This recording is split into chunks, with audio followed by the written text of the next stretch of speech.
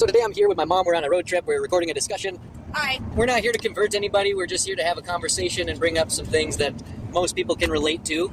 I grew up not involved in the church, and I experienced quite a bit of freedom and came into my own on that basis, and have only recently, within the past few years, come to reconcile myself with the Holy Scriptures, with the divine Scriptures.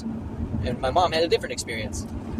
I have a lot of guilt about the way Andrew was raised because I was raised Catholic and even went to parochial school and had many experiences within Christianity and did never, oh my gosh, I never took Andrew to church. He was never baptized. He called me on it several times.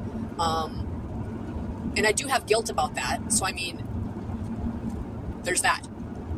Where I'm coming from is an agnostic point of view, if not leaning toward atheism. I'm a closet atheist. I do not tell people about my beliefs, or whatever you want to define it. Sure, yeah. I'm very private about that because I respect everybody's own belief system. I see. And for the record, like, I don't fault you for how I grew up. In fact, I honor it very much because it allowed me to have probably what you wanted for yourself, if I can be so bold to say it that way. But like, I got to experience, because you brought me down to Minneapolis, and I was exposed to Hindu culture. I was exposed to Buddhist culture. I was exposed to Islam and Judaism, as well as all of the kinds and flavors of Christianity that there is, and the agnostic and Mormonism and the agnostic and atheist. Like, I was able to experience and see everybody's thing, and I don't think, from what you were telling me before, maybe you wanted to speak on it too, Mom, but like, I don't think you had that, and I think things were pushed onto you, which kind of turned you off. Right, I was brainwashed Catholic. I mean, it is a brainwashing. In my home, everything I say here, people, is my personal experience and my opinion. I think a lot of people will relate to it. Okay, so well, anyway, I have a lot of problems with the Catholic Church, and I questioned a lot of it as a young child. Even then, I remember questioning a lot of what was being sold to me. When I got pregnant and I decided to keep the baby, I shopped around at that time to have him baptized after birth. So while I was pregnant, I visited with 3 or 4 different entities, they were all based in Christianity. And most of them told me that a baby was born in sin and had to be baptized in order to make it to heaven. And that's where a lot of my difficulty with Christianity came from, because I did not believe that an innocent baby could be born out of sin. Now, Andrew has since explained the idea behind that, and it does make sense. But I still have a disbelief. It totally makes sense, and I just want you to know, and I'm not saying this to like nana boo boo in some kind of way, right? But when I went to Grandma Eva's as a baby, she did baptize me. No, you were much older, but you did get baptized. Okay, well, at some point she baptized me. I don't Catholic. remember. Well, whatever it was. That explains a thing or two. But whatever it was, I did get her to sign an affidavit of baptism to hold.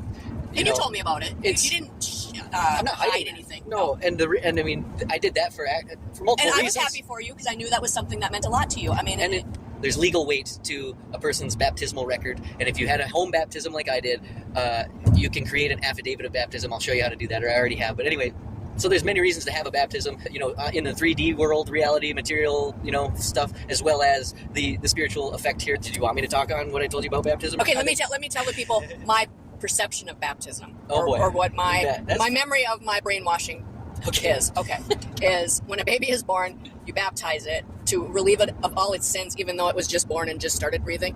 It was born with all these sins that needed to be washed away by the Catholics. Just dip the forehead. Other religions submerge you, and then that takes away the sin. Thank you. Okay. That's my understanding of it. Fair enough. And I can see how that looks and sounds really silly. But let's consider the idea of DNA transfer and how DNA is shaped by one's own experiences throughout their whole life, right? And so you have the father's DNA mixing with the mother's DNA and all of the sins that they have had throughout their whole life combining. Okay. And now you're just the concentrated, generation. Well, nobody talked about DNA. I'm sure they didn't. They probably didn't know about that at that time, right? But this is what one of my mentors, his name is Gabriel, has shown me. There's something very important about DNA and DNA transfer, which is why sexual immorality is such a big deal in the church, or whatever in the idea, right? There's DNA transfer between saliva or whatever bodily fluid, you know what I mean? But, where I kind of have an issue is well, what about a sneeze then? Sure. You know, so how are we defining DNA transfer really, or what? I suppose a lot of it has to do with intent. You know, even in criminal justice, intent is a huge pillar. I digress, but so let's talk on baptism for a moment. So just to kind of in a tidy bow, baptism leaves and sets apart the vessel, the body, again, from the bindings of the sins created from the mother and the father and the birth event itself, from sin. Now, we can kind of relate this. I'm sure everybody has an experience, whether they want to admit to it publicly or not, but I guarantee in private, they think of something where their body desires some situation, but deep in their heart and in their mind, or what I call the spirit, they know that maybe that is not something that is worth satisfying. And this could be smoking, this could be shopping, this could be, you know, way too much TV. This could be, you know, any kind of all these like addictive behaviors. This is just one example of, you know, and then sexual immorality and all these kinds of things. And then, you know, all of these kinds of substance abuses or whatever you want to call it. These are products that arise from the body, not from the spirit. And these are what are called carnal desires of the flesh. And so we are at a constant battle between the spirit and the flesh, and until those two are reconciled, we have this war going on, and baptism seeks to, I wouldn't say completely absolve, but seeks to address that in a direct way.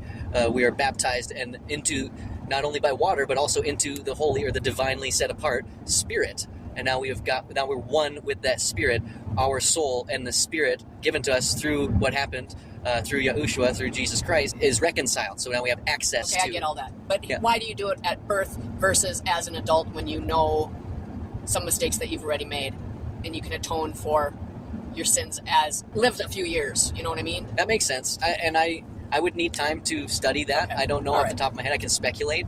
And again, I would go back to it's directly addressing the mother and father. But I would argue, is one baptism better than another? Is the one at birth or near birth better than the one handled at 40, 45, 50, 70 years old? I don't think so. Okay, that's what I'm saying. They're all equal, right? I would say so, yes. Okay. I don't see any reason that it is not. I think that maybe the quality of life may be dramatically different from somebody who was baptized and, you know, around people who encourage rightly living, you know, than, you know, being in some kind of like inner city meth ring or something like that. You know what I'm saying? Yes. Maybe, but beyond that, like, does the age of baptism matter? I personally, I don't believe so. What do you think? Yes, I agree wholeheartedly. Okay. The concept of baptism, I don't think, has an age restriction. I just have a problem with the mandate of the baby baptism. It should, or maybe, you know, what they could do is do the baby baptism for the family and make everybody feel good about what you were explaining earlier. And then, as you age, have an option to redo it as an adult, or mandate to do it as, I don't know. I hear what you're saying, and I think there's that effort. Like, I didn't grow into this, so I'm just speculating from the outside looking in, but what I'm seeing is there's the baptism at birth, and then there's confirmation at like 10 years old. Yeah, good point. I think it's more like 12, but okay. Well, I agree. Yes. What about 18? What about 25? And here's furthermore, why don't they teach us specifically how to claim the estate that is made off of the birth certificate? You know, when we're 18 or 25, they believe that we've abandoned this estate at 7 years old, and we've forgotten to claim it at 18, and then at 25 they again confirm that it's abandoned. Why don't they teach us how to administer our own private affairs? You know, if this is ecclesia, we should be taught. Okay, we're taking a left turn here pretty fast, literally and figuratively, because what you're talking about, I think, is when you're born, the government takes out a piece of paper. It's through the church. You can explain all of that later. It's through the church. Yes, and so it all has. But you never went through the church.